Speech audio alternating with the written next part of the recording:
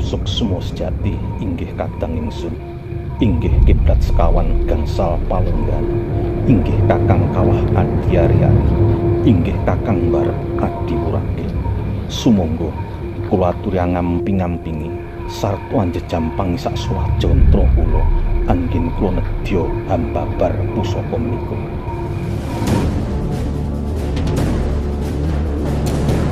Seorang pandai keris yang menekuni bidang metalurgi pembuatan keris dengan segala aspek esoteris. Sebelum membuat keris itu dia itu mengadakan sesajen-sesajen.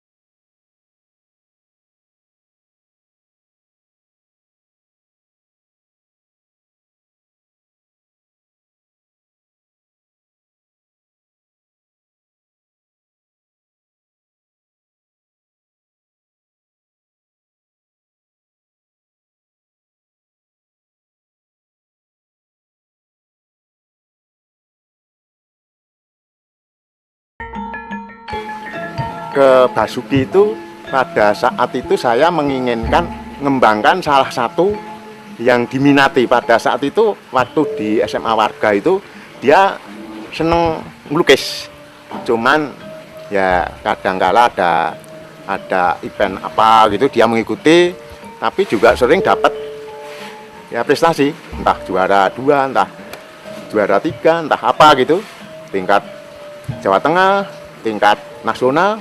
Nah, setelah dia keluar dari SMA itu, saya menginginkan masuk di perguruan negeri. Nah, pada saat itu gambaran saya ke STSI.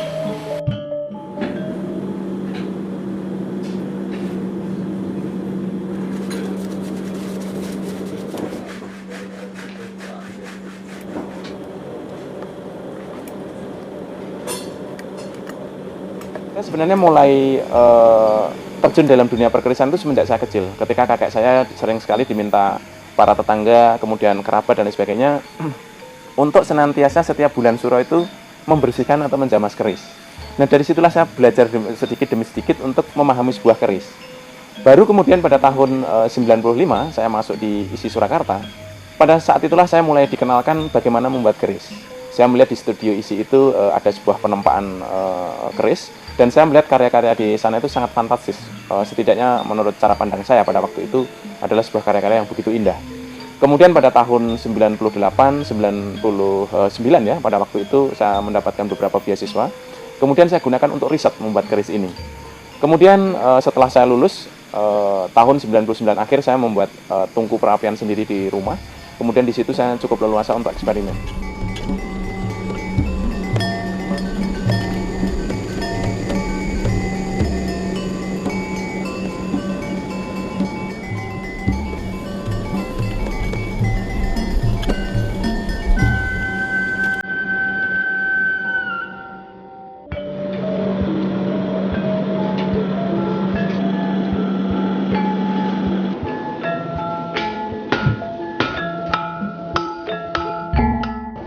Pak Basuki banyak belajar tentang keris sejak S1 ya.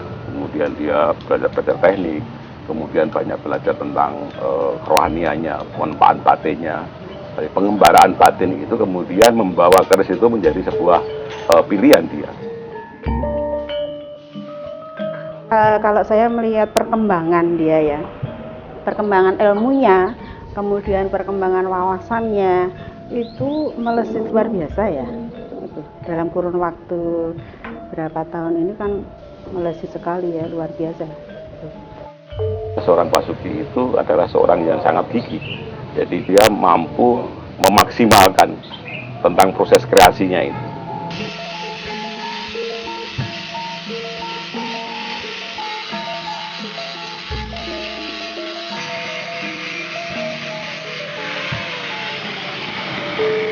Nah, karena karya-karya saya yang relatif cukup produktif ya, apakah itu berupa keris itu sendiri ataupun mungkin tulisan-tulisan dan lain sebagainya, kemudian buku-buku yang saya hasilkan, demikian juga saya aktif dalam konteks menjadi seorang pembicara dalam seminar-seminar ataupun sarasian-sarasian hampir di berbagai wilayah di Nusantara ini.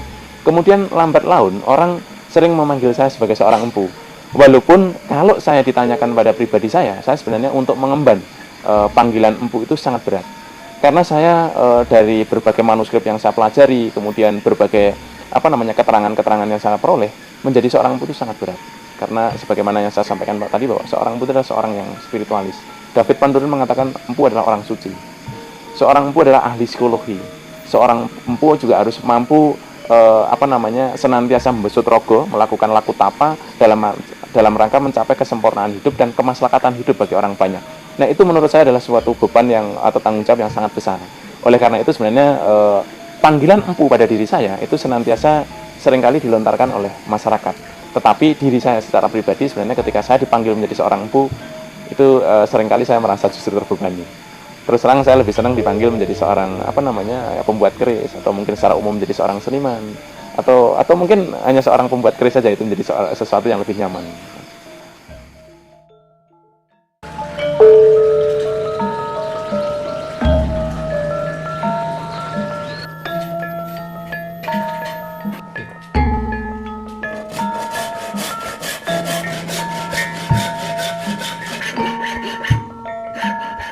Seorang empu ialah orang yang ahli dalam seni dan juga seorang spiritual.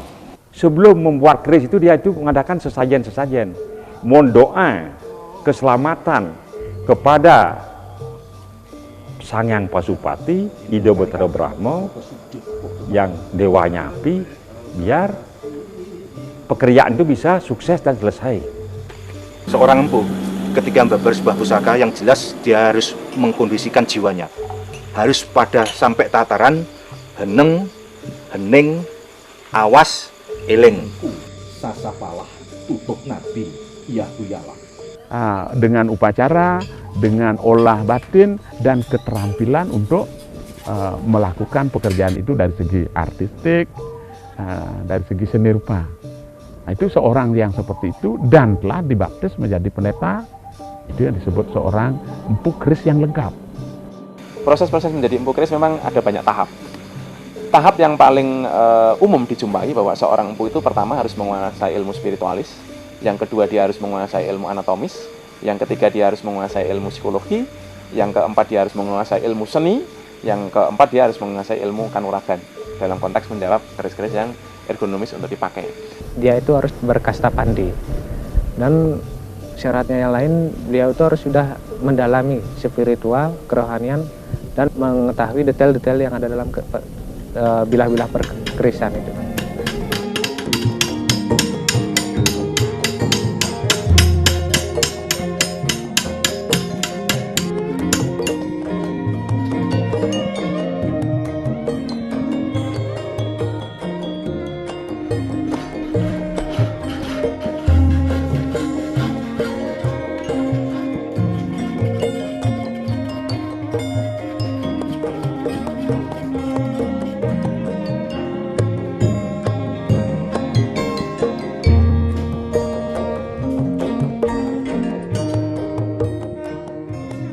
Selain dia ahli tentang metalurgi, tentang besi pamor, macam-macam besi, teknik peleburan, teknik daripada membuat bentuk wangun atau dapur, juga ahli tenaga dalam.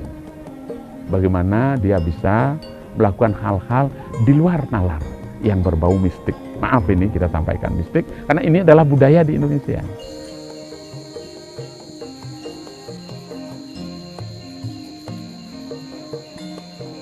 Sebetulnya banyak yang harus disyaratkan, nggak hanya sekedar dia belajar teknik, tidak, tapi juga harus menempa dirinya, menempa batinnya, menempa jiwanya.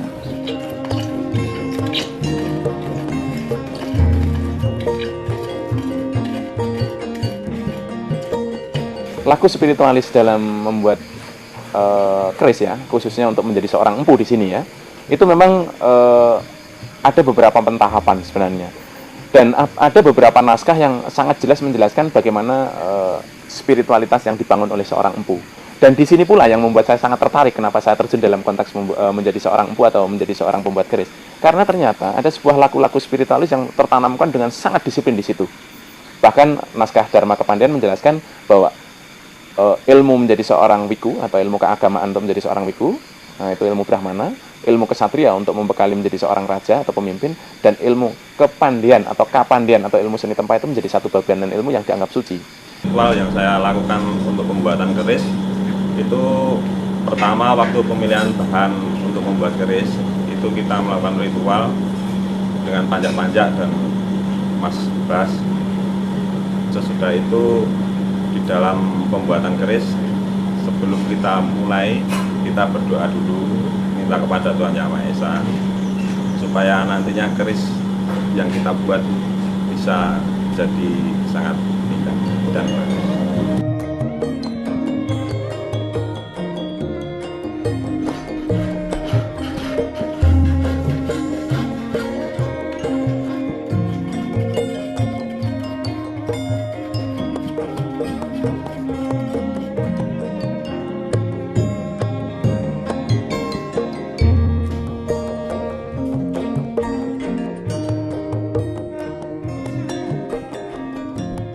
Kemudian dalam konteks spiritualis yang ditanamkan pada ajaran para empu, yang pertama adalah untuk membuat keris selalu dilakukan upacara awal atau wiwitan. Itu berupa sesajian, berupa banten-banten yang kita simbolkan sebagai satu bentuk harapan. Di sini yang perlu saya tanamkan bahwa yang namanya kita melakukan selamatan upacara wiwitan itu tidak ada nuansa musik sekalipun. Kita tidak memujat selain Tuhan. Karena semua ubo rampe atau kelengkapan dalam sesaji itu adalah sebuah bahasa simbol dari harapan-harapan. Sebuah doa-doa yang kita visualkan menjadi kelengkapan-kelengkapan itu. Atau kelengkapan sesaji-sesaji itu. Saya contohkan misalnya, di situ ada daun kluwih, dari kata linuwih, bahwa apa yang kita akan lakukan itu mudah-mudahan memiliki kelebihan. Di situ misalnya ada cengkir gading, ya harapannya adalah kencenging pikir, bahwa kita melakukan segala suatu pekerjaan itu dengan fokus dan serius, dan lain sebagainya. Kemudian setelah upacara tirakatan wiwitan biasanya akan dilakukan dengan laku-laku lain. Biasanya dalam proses penempaan itu kita biasanya poso bisu, artinya tidak bicara yang tidak diperlukan dalam konteks membuat keris. Kemudian dalam setiap proses pembuatan keris itu juga ada laku-laku lain. Misalnya kita ada pantangan ya, bukan pantangan, orang Jawa sebenarnya tidak ada kata harus, tetapi seyogianya atau sebaiknya itu misalnya menghindari makanan yang berbentuk bulat. Contohnya kenapa berbentuk bulat? Misalnya buah semangka. Buah semangka itu banyak sekali mengandung air.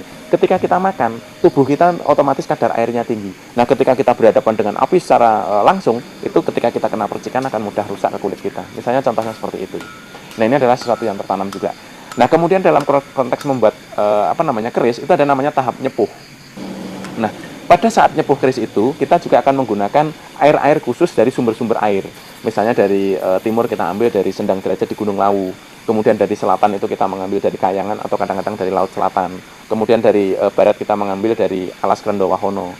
Kemudian dari sisi utara saya misalnya mengambil dari Sungai Cemoro dan sebagainya.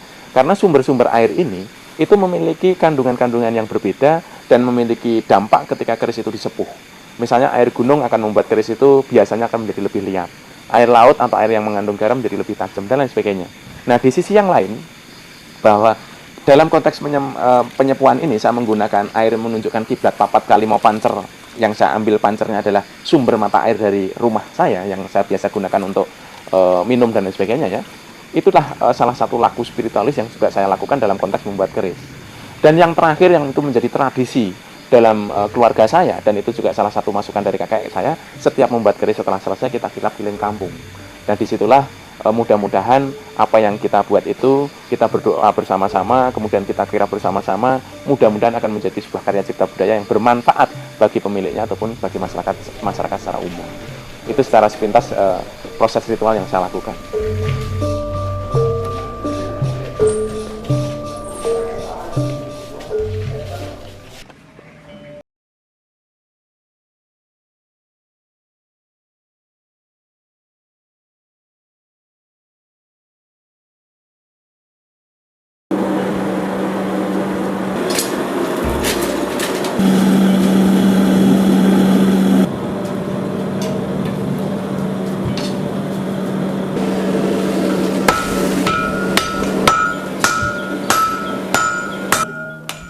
kalau menurut saya, ini keyakinan saya, memang Basuki seorang sudah bisa kita sebut empu keris sesuai dengan perjalanan kehidupannya dan ahlinya di bidang perkerisan.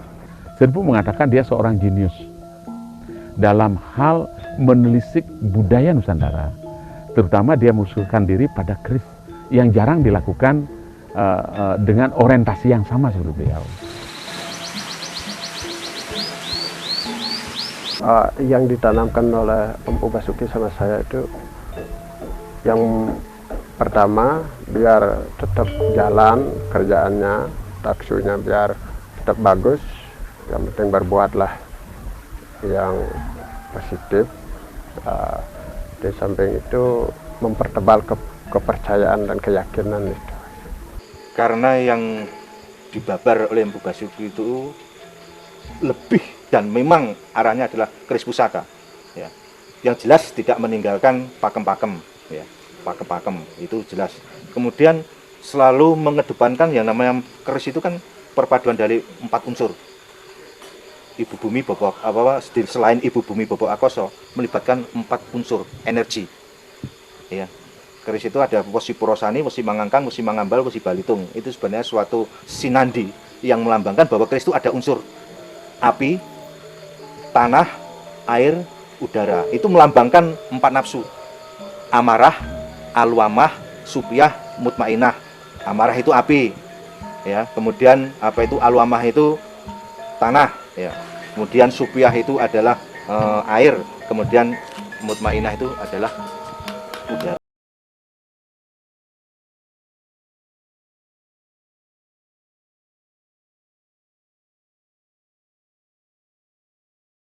Basuki bisa membina terus, dan sekarang dia kan banyak membina penempa-penempa. Dia kan anak muda, di samping memang binaannya kepada masyarakat luas perkerisan di Bali, dan juga dia kan seorang dosen perkerisan di ISI Yogyakarta. Itu yang terpenting, dia bisa untuk mengembangkan seni yang dia miliki kepada masyarakat luas, baik di Bali maupun di luar Bali, terutama di ISI Jogja. Peliharalah lokal genius budaya Nusantara. Nah, lebih mengkhusus terhadap metalurgi ilmu perkerisan itu sendiri. Harapan saya sebagai seorang seniman dan empu keris terhadap budaya perkerisan di Indonesia adalah di mana dalam diri saya memiliki harapan besar dunia perkerisan itu bisa kembali dinikmati dan bergulir dalam budaya nasional sekarang di era modern ini masih secara utuh. Di mana keris sebagai sebuah warisan budaya Nusantara, khususnya sebagai warisan budaya nenek moyang bangsa Indonesia ini, nilai-nilai luhurnya tidak luntur. Di mana nilai-nilai paling mendasar dalam dunia perkerisan adalah satu, sebagai sebuah warisan karya cipta budaya masa lalu, keris sangat lekat terhadap nilai-nilai spiritualitas. Yang kedua, keris selalu mencerminkan kehidupan manusia untuk senantiasa memiliki rasa tanggung jawab tinggi dan berdharma, dan memiliki kewajiban yang tinggi untuk memiliki jiwa nasionalisme terhadap bangsa ini. Yang ketiga, bahwa keris itu mencerminkan kehidupan manusia untuk selalu bersifat kesatria. Yang keempat adalah keris selalu menuntun kehidupan manusia untuk menjadi manusia yang sempurna. Nah, ini adalah sebuah nilai-nilai dalam dunia perkerisan yang mesti dikembalikan secara luhur, sehingga dunia perkerisan tidak hanya dipandang dalam satu aspek, misalnya dari aspek ekonomi saja, atau bahkan seringkali yang memprihatinkan adalah ketika keris dipandang dalam konteks kita terjebak sebagai sebuah benda yang mistik, sebuah benda yang gaib, sarana santet dan lain sebagainya. Ini mesti kita rombak dan kita luruskan pemahaman dari esensi dunia perkerisan itu sendiri. Tata nilai luhur, tontonan atas aspek estetik dan keindahan, serta tatanan bahwa dunia perkerisan itu ada etika-etika, dan itu mesti kita kembalikan.